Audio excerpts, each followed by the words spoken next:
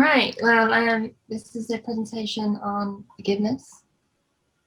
I want to thank each and every one of you for being here. And I hope this can be of value to people. So first of all, what is forgiveness? When you actually think about it, what is forgiveness? You know, how would you define it to another person if you had to? How did you come to know about the term and the energy of forgiveness? What were the sources? What context? Has your concept of this term been cultivated upon? And then ponder, how do you know when you're in need of forgiveness? And when and how do you feel that you need to forgive another or yourself? And then what are the signals that let you know? And how did you get them? And how did you get there? So I wanted to imagine a newborn baby.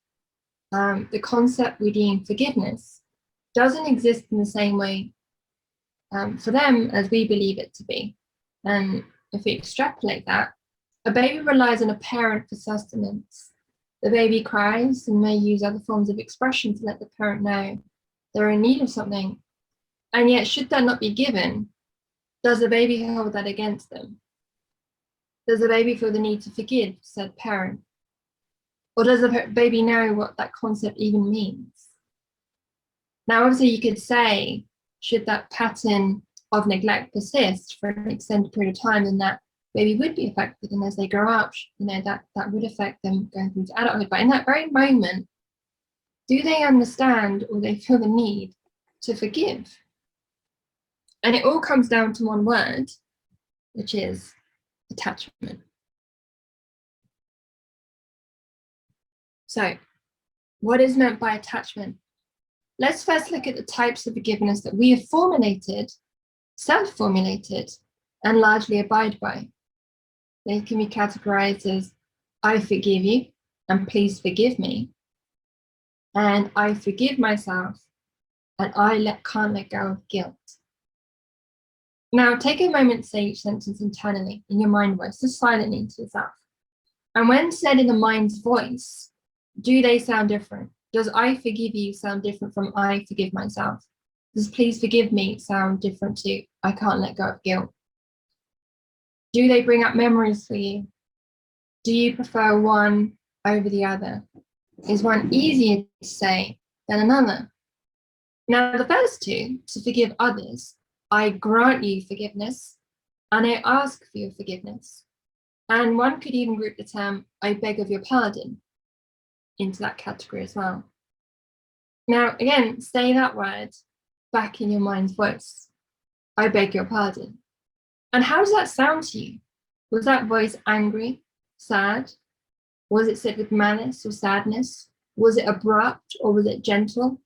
Or was it simply a term to which you hold complete ambivalence to? Either way, the terms imply that there is an attachment between two beings. I have the power to forgive and to ask of it. And in order of said power, there needs to exist another to attach to. Similarly, to forgive yourself, what does that mean? Why do you feel that you carry something that you can or cannot forgive yourself for? Who told you that whatever said action was had consequence of which needing forgiveness? Did you create that rule set? Did you create that loop? Who is the judge and who are the jury? But that is the key. For if you know not what the root of your need to forgive self comes from, who it was authored by, then you are attached to another's concept of forgiveness and may equally know not how to absolve yourself from that. And to explain that, I'm going to use the analogy of a courtroom. So think of it as a courtroom, the medium that we use to create rules and determinations based of said rules. There presides a judge, a jury, a prosecutor, and a defendant. Now, if this courtroom was debating the guilt of self, myself being the defendant, and yet you knew not the rules nor who created them, you knew not the specificity of the crime in relation to your own counsel, but merely accepted that given that you're in a courtroom being sentenced, that you simply must have done something wrong, then how do you keep yourself out of jail? Because self-guilt, the feeling of needing to forgive the self, is a prison sentence of which you are the jailer, and the jail sentence is undetermined, because it all comes down to attachment. If you expand, explore, question, release, dig deep as to what that attachment is, what can I not let go of? What am I holding on to and why? What memory of influences caused me to have this belief?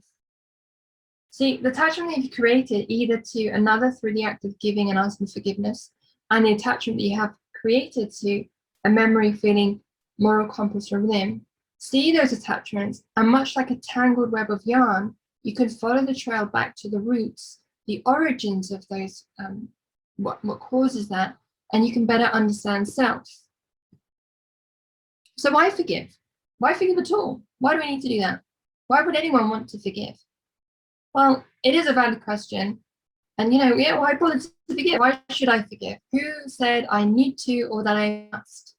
I'm going to quote Jesus Christ of Nazareth because I love this quote. It's, Father, forgive them, for they do not know what they do. Now, he said this quote as he was crucified on the cross. Now, what does that mean? Because this has been said to me a lot, whether it's in the Brahmic traditions or, wherever I seem to come across this term of forgiveness, it's about they know not what they do. But they do know what they do, right? Were they not aware of what they were doing? So this is how I explain it. Everyone goes along with it through their own soul journey, one which the higher self desires for. We learn and we grow, and we can learn and grow from each and every one of us. And the key is perception.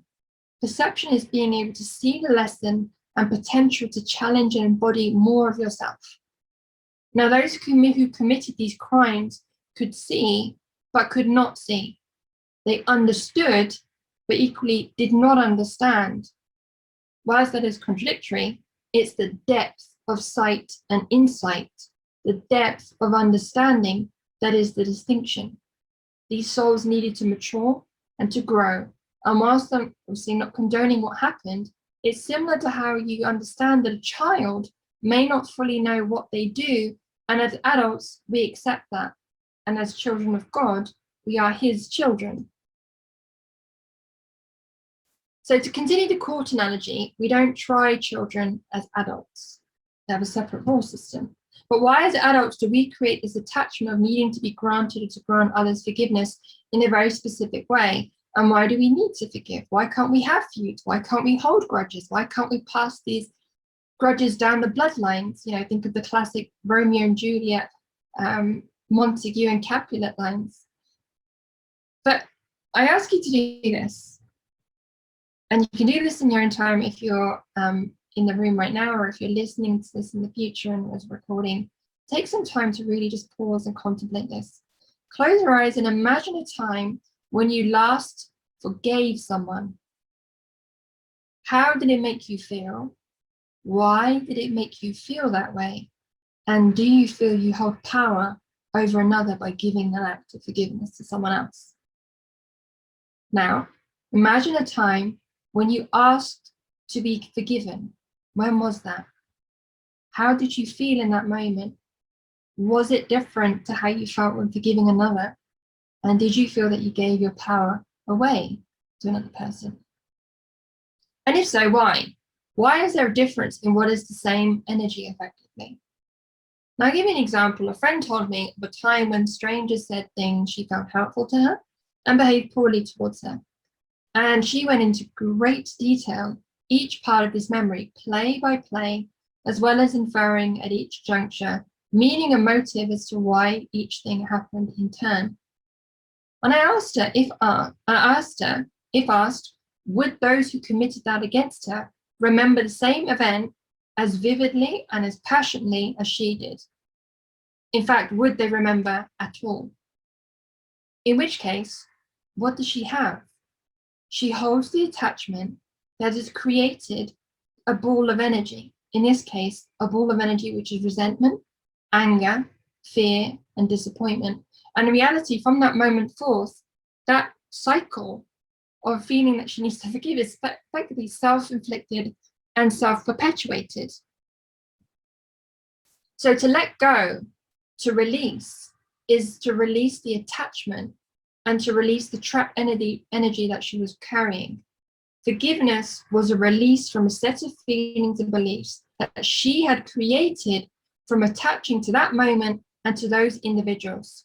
To forgive others is to free self, to reclaim sovereignty. Forgiveness gives the opportunity to grow. So, of course, I can't have a talk about forgiveness without mentioning Buddha. To illustrate the point, I will retell the story about the Buddha. There was a restless businessman who once came into Buddha's assembly, walked straight up to him and spat at him. He was furious that his children, who could have spent their time earning money, spent their time with Buddha instead with their eyes closed. Now Buddha merely smiled at him, and there was no word or no reaction. So the man walked away in a half shocked. He could not sleep all night. For the first time in his life, he met someone who smiled when he was spat at. His whole world had turned upside down. The next day, he went to Buddha, fell at his feet and said, "Please forgive me. I didn't know what I did," which, if you realize, that's a connection to what we were talking about earlier. So it's all an interweaving web here. But Buddha said, "No, I cannot excuse you." Everyone in the assembly was taken aback. Buddha said, "Why should I forgive you when you've done nothing wrong?" Now, at this point, the businessman reminded him of what he did on the previous day. Buddha simply replied, "Oh, that person's not here now. If I ever meet the person you spat on, I'll tell him to excuse you. To this person here, you've not done any wrong." Now, when we utter the words of forgiveness, it is to do so with intent, with sincerity, and with compassion. As with the Buddha, his forgiveness was such that the person who's forgiven didn't even know that he was already forgiven or that he was being forgiven. They should not even feel guilty about the mistake. This is compassion. This is letting go of the attachment. Now, I've always been fascinated by the term forgive and forget. And I'm hoping there is a term. It seems to have lodged in my mind. But yeah, forgive and forget. Have you really let go? Have you really dropped the attachment? Are you that person? Or have you experienced from another the words, "Remember that time I forgave you"? Because forgive and forget may sound too simple. It may not satiate the desire for control, for vengeance. But really, it's a blessing that you can give to yourself. I forgive you with compassion. I see and let go of the attachment. I set us both free and cleanse us both. So, sorry, this is a repeating slide. I do apologize about that. Forgiveness techniques. So, there are 3 techniques that I would recommend people to start to consider and maybe to foster in their life whenever they feel this need to release attachment. One of them is to look to your inner self. Why has that person been able to hurt you? What did he or she say that connected within you? What is that wound? Because if you see this, then you see it as an opportunity to know more about yourself and how to heal. Because it's all about perspective. And if you think about it in hindsight, that person showed you where you needed to heal, where your wound was, and allowed you to start that process for you to do so, of inner healing, of healing yourself and your wounds. The second is empathy and compassion. Now, interesting enough, as I was doing research, scientific studies have shown that some neural circuits, the same neural circuits in the brain, which respond to a feeling of forgiveness, whatever we conceptualize that to be, was actually activated when we empathize with another. So there is the meaning to the phrase, walk in another's shoes. If you can empathize with another person, then you can forgive another person. If you can see the attachments, you can let go of the attachments. And it's the last point that we have here. Forgive yourself. Release your own attachments to memories, to wounds. See the opportunity to face your shadow and to emerge stronger. Because fundamentally, each and every one of us, every human, is loved. You are worthy of love. And it hurts others to see you in pain and imprisoned with your own self-guilt. Now, the person or circumstance you may feel guilty towards, would they want you to feel this way? Or are you manifesting that as a form of self-punishment, the need to punish oneself? See the attachment, expand into it, and let it go. And I'd like to finish with a crystal, which I came across very recently. It's mined in very, very few places in the world. In terms of purity, there's one mine in India, in Pune, which has a small deposit of cavensite. Now, when you look at cavensite, it's a beautiful, pure blue crystal. And cavensite is the stone of forgiveness. If you hold this blue stone in your palm and close your eyes, you can meditate with it or just simply sit with its energies. Over time of doing this, over time and practice, you can start to connect and attune to the energies of the stone. Because cavensite has the ability to help dissipate the energy of suffering, of pain and sadness. It can help with your anger and frustration and allow it to flow through you, allow you to let go of your past. That so often comes up to stop us from moving forward and moving from fear into happiness. And this crystal brings in forgiveness and acceptance back into your life. So really think about that. You know, what is forgiveness? Where did it come from? Well, what is it as an energy mean to you, and where did that originate from? And then start seeing those attachments and let go of them, because it's a blessing that you can give and a gift that you can give to yourself and to the other in this moment, in the present. Thank you.